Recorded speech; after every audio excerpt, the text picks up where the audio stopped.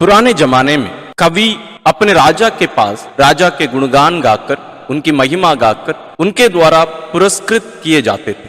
राजा जितना खुश होते थे उनकी बातों से, उतना ज्यादा तोहफा, गिफ्ट्स उन कवियों को दिया करते थे।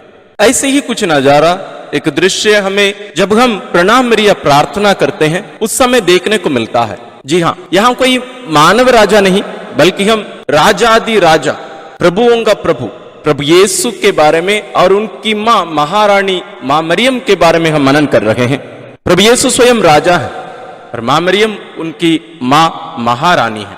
जब हम प्रणाम मरिया प्रार्थना हम दिल से, भक्ति भावना से हम करते हैं, हम उनकी महिमा गाते हैं, हम उन्हें खुश करते हैं, क्योंकि ये उस समय को याद दिलाता है जब स्वर्गदूत गैब्रियल के द्वारा ईश्वर माँ मरियम का गुण गाए थे।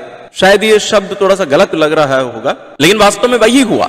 और यहाँ प्रणाम मरिया प्रार्थना में ना केवल माँ मरियम और ईश्वर की योजना का हम गुणगान कर रहे हैं, हम स्वयं प्रभु यीशु का भी करते हैं। क्योंकि हम प्रणाम मरिया प्रार्थना में देखते हैं, धन्य है तू स्त्रियों में और धन्य है तेरे गर्भ का फल यीशु।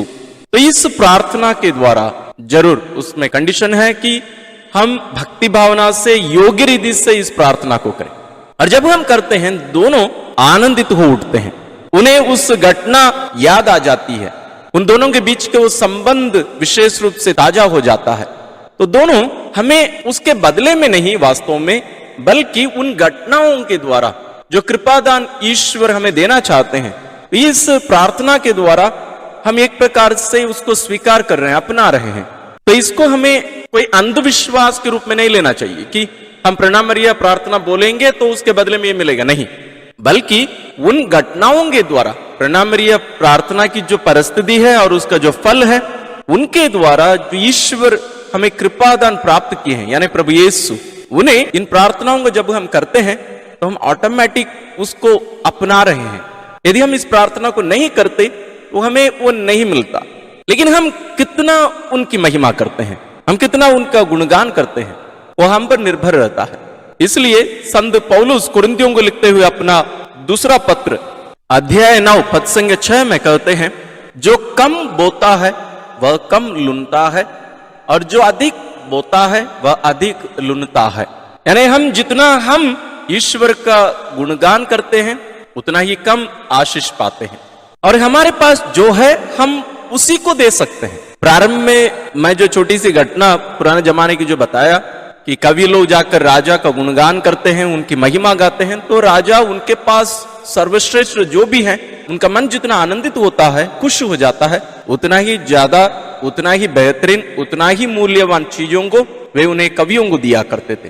कवि के पास कविता है, गुणगान करने का एक वरदान है, एक कला है, और राजा के पास जो है वो उसके बदले में उसको दे देता है। यहां भी हम वही देखते हैं। हम क्या कर सकते हैं? हम ईश्वर के लिए कुछ कर नहीं सकते हैं, हम केवल उनकी महिमा कर सकते हैं, उनका गुणगान कर सकते हैं, उनका जय जयकार कर सकते हैं। और जब हम ये करते हैं तो ईश्वर के पास जो है, ईश्वर के पास क्या है? ईश्वर के पास सब कुछ है, आशीष है, कृपादान है, ईश्वरीय जीवन है, सब कुछ ईश्वर हमें देते जाते हैं। हम जानते हैं मनुष्य स्वाभाविक रूप से मतलबी होता है। हम जो हमारे लिए महान कार्य या मदद करते हैं उन सबको हम भूल जाते हैं। यहां तक ईश्वर भी हमारे लिए जो करते हैं हम भी भूल जाते हैं अधिकांश। लेकिन माँ मरियम वैसे नहीं थी, वो हमेशा ईश्वर को धन्यवाद देकर, और जो महिमा उनको दी जाती थी उस महिमा को माँ मरियम ईश्वर को सौंप देती, उसके बदले में ईश्वर का गुणगान करती।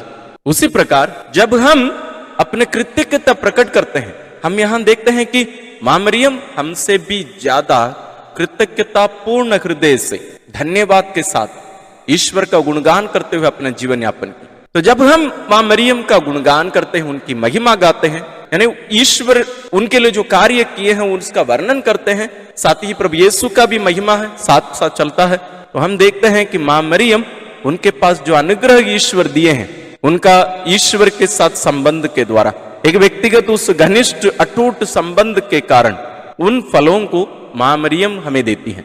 पवित्र बाइबल से हम एक घटना को देखते हैं।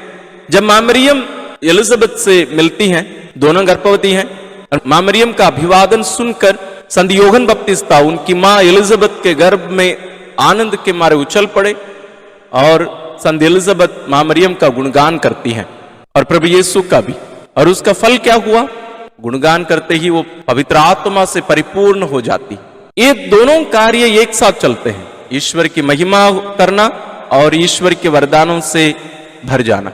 इन बातों को हम ध्यान में रखकर जब कभी हम इन प्रार्थनाओं को करें, हम इनको ध्यान पूर्वक करें और विशेष रूप से प्रेम से, भक्ति भावना से, जिस भावना से भरकर स्वर्गदूत गैब्रियल और संत एलिजाबेथ इन शब्दों को प्रयोग किए थे, उन संदर्भ को ध्यान में रखकर हम भी इस प्रार्थना को भक्ति भावना से, प्रेम से और योग्य रीति से पवित्रता की स्थिति में, ईश्वरीय कृपा की स्थिति में रहकर इस प्रार्थना को करने की कृपा मांगते हुए हम सहभागी होवे।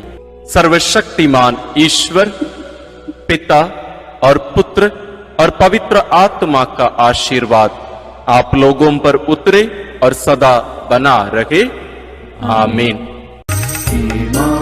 मरियम सुनो मरियम, सियोन पुत्री हो सुंदर तुम। हे मां मरियम सुनो मरियम, सियोन पुत्री हो सुंदर तुम।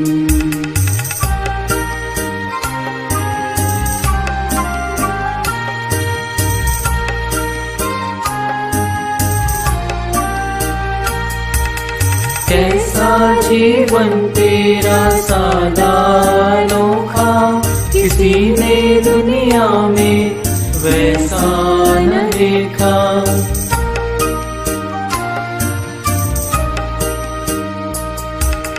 कैसा जीवन तेरा सादा अनोखा, किसी ने दुनिया में वैसा न देखा। अभिमान कहे यीशु की माता